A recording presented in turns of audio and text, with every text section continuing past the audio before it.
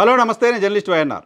నారా లోకేష్ పట్టాభిషేకానికి ఏర్పాట్లు జరుగుతున్నట్లు కనపడుతోంది. నారా లోకేష్కి పార్టీలో ఆల్మోస్ట్ ఇప్పటికే సూడో సీఎంగా లేకపోతే ఆయన యాక్టింగ్ సీఎంగా బిహేవ్ చేస్తున్నారు లాంటి ఇంప్రెషన్ ప్రభుత్వంలో ఉన్న వాళ్ళందరికీ అర్థమవుతోంది. అధికార యంత్రాంగానికి తెలుస్తోంది, ఐఏఎస్ ఐపీఎస్ అధికారులకు తెలుస్తోంది, తెలుగుదేశం పార్టీ నాయకత్వానికి కూడా తెలుస్తోంది. కానీ బయట నుంచి చూస్తున్న వాళ్ళకి ప్రభుత్వంలో చాలా యాక్టివ్గా కనపడుతున్న వ్యక్తి పవన్ కళ్యాణ్.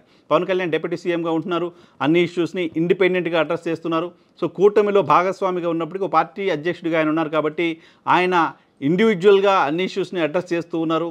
సో ప్రభుత్వాన్ని నిలదీసే తరహా మాటల్ని ఆయన మాట్లాడుతూ ఉన్నారు. ఈ కారణంగా గడిచిన 7 నెలల కాలంలో కూటమిలో ఎక్కువ మైలేజ్, ఎక్కువ అటెన్షన్ డ్రా చేసిన నాయకుడు ఎవరు అంటే నో డౌట్ ఖచ్చితంగా అందరూ చెప్పే మాట పవన్ కళ్యాణ్. చంద్రబాబు నాయుడు గారు 4.0 90స్లో సీఎం చూస్తారు, ఇంకేదో మాట్లాడినప్పటికీ ఈ 7 నెలల కాలంలో చంద్రబాబు నాయుడు గారు పెద్దగా కనపడట్లేదు, పవన్ కళ్యాణ్ మాత్రమే కనపడుతున్నారు. పవన్ కళ్యాణ్ కనపడుతుంది కూడా పరిపాలన ద్వారా, కొత్త కార్యక్రమాలు తీసుకోవడం ద్వారా, పరిపాలనలో కొత్త మార్పులు తీసుకురావడం ద్వారా కాదు, ఈ సర్కారు చేస్తున్న తప్పుల్ని ఎత్తి చూపడం ద్వారా కనపడుతున్నారు. ఈ సర్కారు చేస్తున్న ఈ తప్పులు అంటూ సర్కార్ని సరిదిద్దడం ద్వారా కనపడుతున్నారు.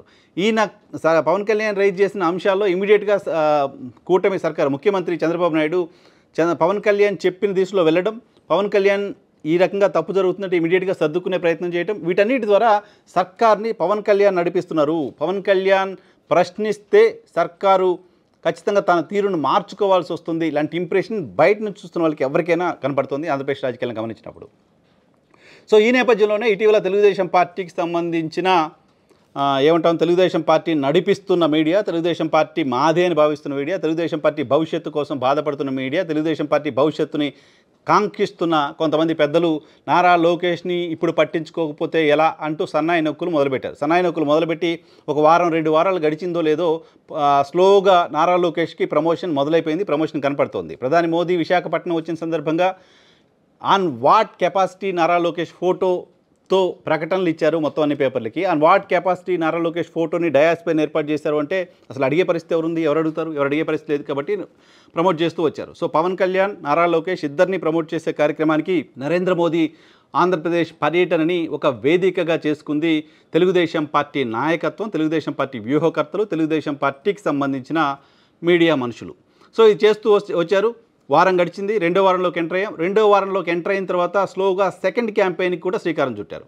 ఈ సెకండ్ క్యాంపెయిన్ ఏంటి అంటే నారా లోకేష్ని డిప్యూటీ సీఎం చేయాలి.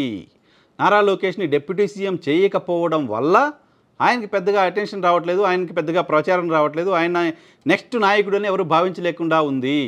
నారా లోకేష్ని డిప్యూటీ సీఎం చేయకపోతే చంద్రబాబు నాయుడు పవన్ కళ్యాణ్, చంద్రబాబు నాయుడు పవన్ కళ్యాణ్ వీళ్ళపై ఫేస్తో వెళ్ళిపోతే మరి నారా లోకేష్ నాయకుడు ఏది ఎప్పుడు? వచ్చే ఎన్నికల నాటికి చంద్రబాబు నాయుడు గారు ఫేస్తో ఎన్నికలకు వెళ్ళే పరిస్థితి కంటే నారా లోకేష్ని ముందు పెట్టి నారా లోకేష్ని తెలుగుదేశం పార్టీ ఫేస్గా పెట్టి ఎన్నికలకు వెళ్ళడం అవసరం అని తెలుగుదేశం పార్టీకి సంబంధించిన ముఖ్యులు భావిస్తూ ఉన్నారు.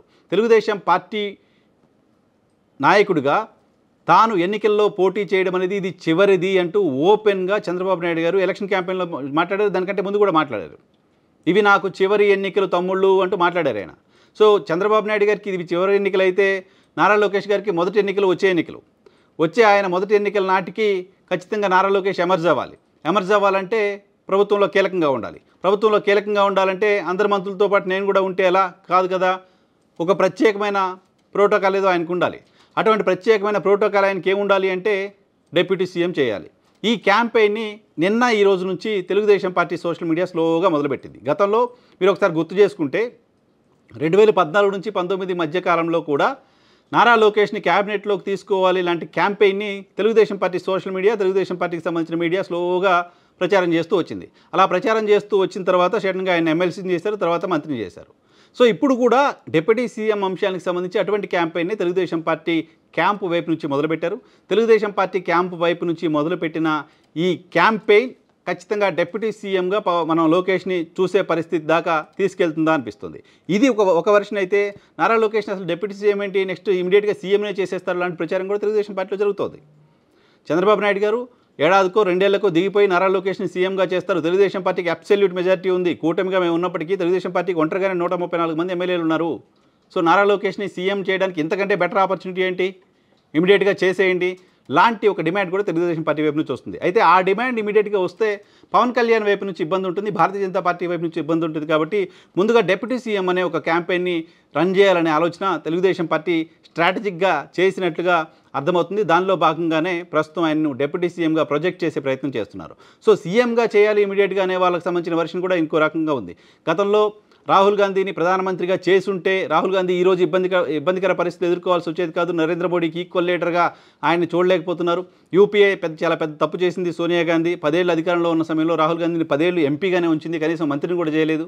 ఆయన మంత్రిని చేస్తున్నా, ప్రధానమంత్రిని చేస్తున్నా ఈరోజు రాహుల్ గాంధీకి ఉన్న ప్రోటోకాల్, రాహుల్ గాంధీ మోడీకి ఈక్వల్ మనిషిగా కనపడేవాడు కదా, అలా చేయటం తప్పుగా కాంగ్రెస్ పార్టీ భావిస్తుంది. చాలామంది కాంగ్రెస్ పార్టీకి సంబంధించిన నాయకులు కూడా భావిస్తున్నారు. రాజకీయాలని అబ్జర్వ్ చేస్తున్న వాళ్ళంతా కాంగ్రెస్ పార్టీ రాహుల్ని పీఎం చేసి ఉండాల్సింది, మంచి టైం వదిలేసింది అని చెప్తుంటారు. సేమ్ తెలంగాణ రాజకీయాలకు సంబంధించి కేటీఆర్ని సీఎం చేసి ఉండాల్సింది, 10 ఏళ్ళు కేసీఆర్ సీఎంగా ఉన్నారు, కేటీఆర్ని చేసుంటే బాగుండేది, ఇప్పటికే బీఆర్ఎస్ భవిష్యత్తు కూడా ఇబ్బంది ఉండేది కాదు లాంటి ఒక క్యాంపెయిన్ కూడా చాలామంది చేస్తుంటారు. సో వీళ్ళిద్దరూ కేసీఆర్ సోనియా గాంధీ చేసిన తప్పు చంద్రబాబు నాయుడు గారు చేయకూడదు, ఇమీడియట్గా ఆయన ముఖ్యమంత్రిని చేసేయాలి నారా లోకేష్ అనే వాదన ఒకటి బలంగా ఉంది. అయితే ఆ వాదనకు తెలుగుదేశం పార్టీలో మద్దతు ఉంటుందా లేదా అనేది కూడా ఒక ప్రశ్న. దానికి సంబంధించిన డీటెయిల్లో పోను, ఇంకా చాలా ఇన్ఫర్మేషన్ ఉంది, తర్వాత చెప్తాను. బట్ డిప్యూటీ సీఎంగా అయితే ఇమీడియట్గా చేయించడం ద్వారా కొంత ప్రోటోకాల్ తీసుకోవడానికి సంబంధించిన అవకాశం ఉంటుంది, కొంత అటెన్షన్ డ్రా చేయడానికి సంబంధించిన అవకాశం ఉంటుంది. ఇమీడియట్గా చంద్రబాబు నాయుడు గారు టాప్ పొజిషన్లో ముఖ్యమంత్రిగా ఉన్నప్పటికీ నారా లోకేష్ని పవన్ కళ్యాణ్ని ఈక్వల్గా ప్రొజెక్ట్ చేయడానికి సంబంధించిన అవకాశం దొరుకుతుంది. కాబట్టి నారా లోకేష్కి డిప్యూటీ సీఎం ఇవ్వాలనే campaign Telugu Desam party social media వైపు నుంచి మొదలైంది. డిప్యూటీ సీఎం మాత్రమే కాదు, హోంశాఖ కూడా నారా లోకేష్కే ఇవ్వాలి. హోంశాఖ మంత్రిగా కూడా నారా లోకేష్ని చేయడం ద్వారా నెంబర్ 2 కూటమి సర్కార్లో నారా లోకేషే అనే ఒక ప్రొజెక్షన్ని మనం ఇచ్చినట్లు అవుతుంది అనే చర్చ కూడా జరుగుతోంది. మరోవైపు గతంలో పవన్ కళ్యాణ్ నేనే అనుకుంటే హోంమంత్రిని తీసుకునేవాడిని, నేను కావాలనుకుంటే హోంమంత్రిని తీసుకునేవాడిని, హోంమంత్రిని తీసుకుంటే ఇలా ఉండదు అలా ఉండదు అని మాట్లాడారు.